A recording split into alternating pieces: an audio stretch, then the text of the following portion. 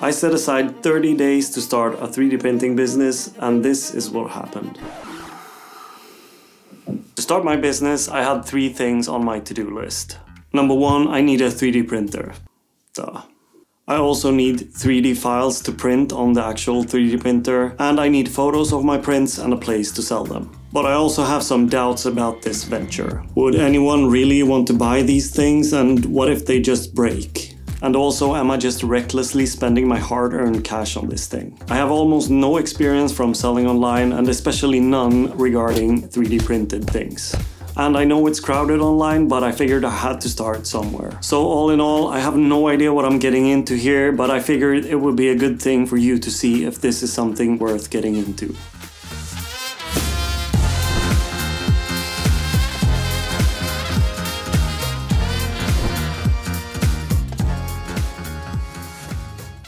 The first step was easy. You see, last year there was a new company on the 3D printing market doing a Kickstarter for a 3D printer that was so much faster than the competition. It was a bit outside of my budget, so I didn't go for it, but then they released a new printer that was a lot cheaper. Basically a stripped down version of the first machine, but this one was still printing as fast as the first one. So I just received my 3D printer. Well, I had to since before, but this one is playing in another league. A 3D printer might seem like magic, and it kind of is, but it's not that complicated. You feed the printer the plastic wrapped on a spool called the filament. Then you load your files to the printer. You can get the files online, or you could just make your own. And then you hit print and it will start printing the thing, one layer at a time until the full print is done. One of the obvious downsides of 3D printers are the print speed. For instance, this piece would take me 9.5 hours to print on a traditional 3D printer. But now I have this, the Bambolab P1P. And on this printer, the same print with identical settings was down to 1 hour and 16 minutes. And that is a revolution on the 3D printing market for sure. A game changer. And the price of this one isn't even that much compared to other printers. The slow ones. I'll just call my old ones the slow ones from now on. Other than the speed, this one is also connected to Wi-Fi, which means I can start a print from my laptop lying in bed.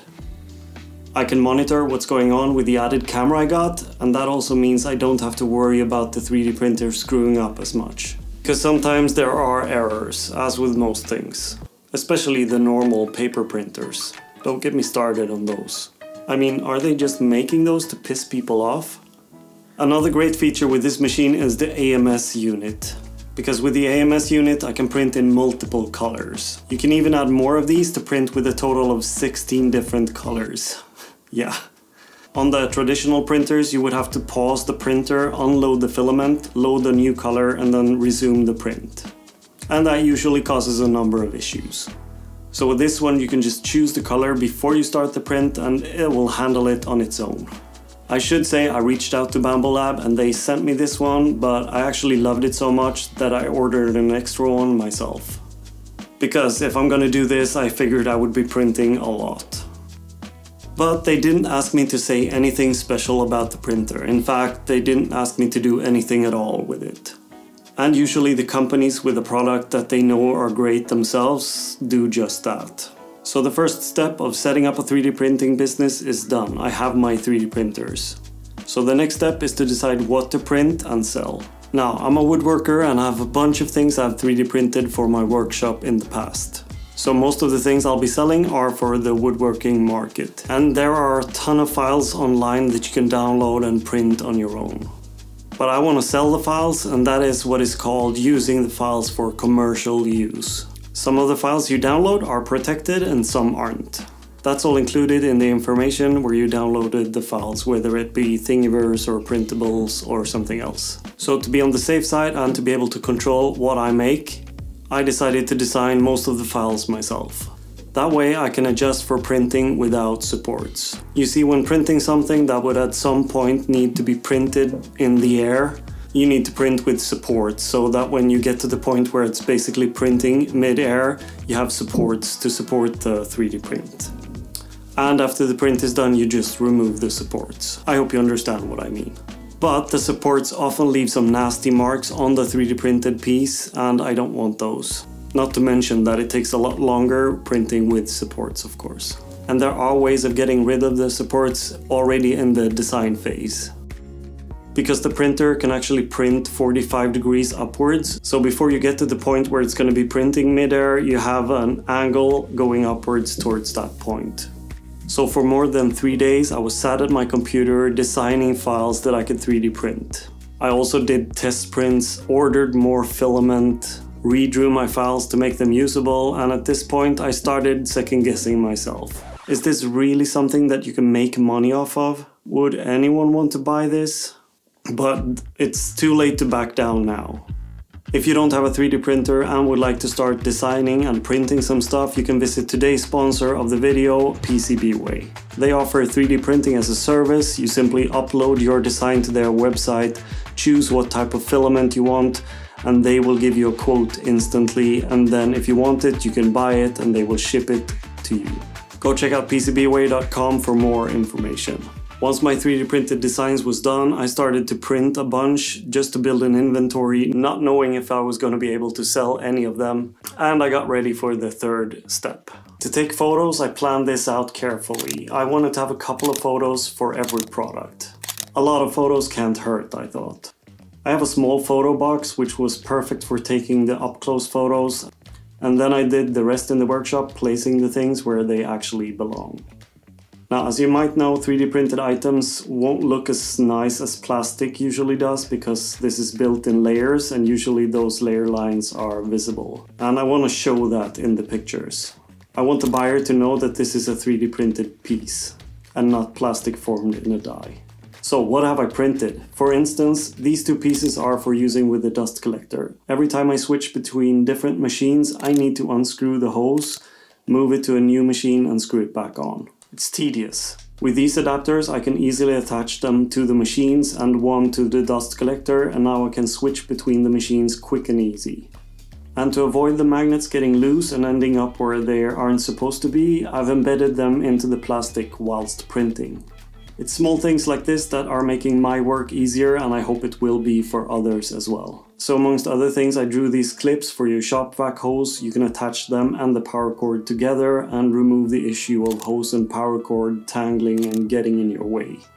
I also have a Festool to Bosch CleanTech adapter, and that's one of those things that you can't buy. It's very specific to two machines, but I bet some people really want it.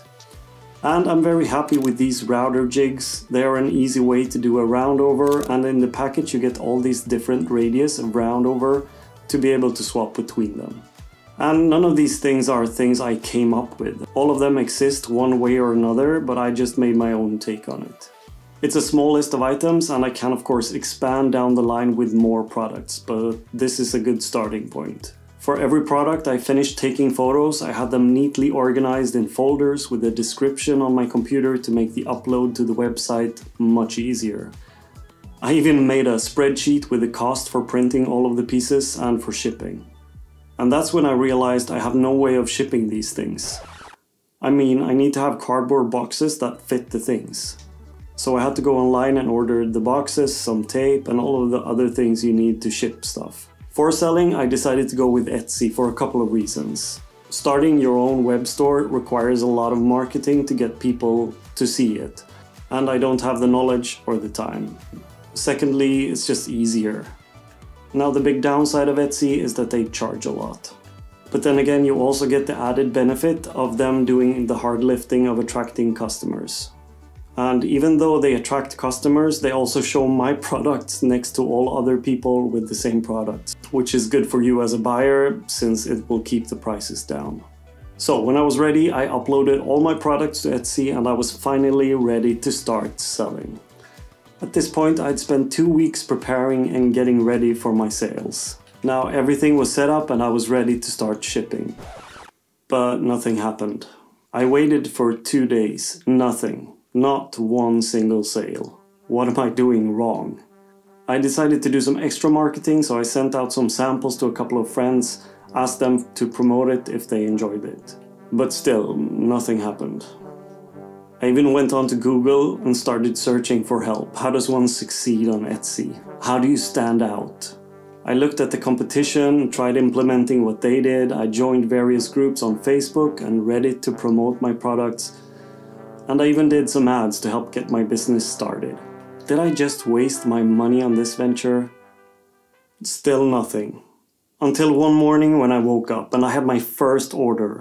A great start, I thought. I immediately started packing my order. Now, this part seems quite important. Not only do you want your customer to feel like they are being treated well, you also want them to recommend you and come back. So I spent some time making sure everything was in order, and I sent out my first package more than 2 weeks after starting. I would say at this point I had lost somewhere along the lines of $1,000. It was the new printer, filament for the printers, electricity, all the other things like boxes, tape, and also a lot of time investment. I did shoot for the stars, and to make this video any justice, I knew I had to wait for a couple of weeks to give a fair statement of what actually happened. So let's go visit me 3 weeks from now to see what actually happened. Hi! Through Videomatic, you're now 3 weeks into the future. So how much did I make during this period, and is it worth getting into? I'll tell you what I learned and if I made any money from doing it. I will do more products to develop my store, and I think in the end I can do a business out of this.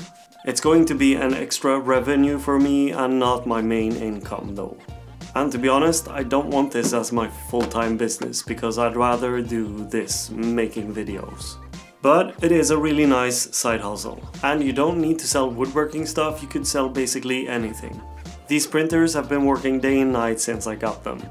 And I'm glad I got the extra one because even though they are really fast and I start a print in the morning, I have to go to my day job. And when I get back in the afternoon, they have been done for a couple of hours. My sales for this 3-week period amounts to $314. So I'm not there yet by any means. It'll be a couple of months before I break even, but for now I have a lot of inventory that I can sell and ship. So if you're thinking about starting a 3D printing business, it's definitely doable. It's not too late. It is a lot of work, but it can be done.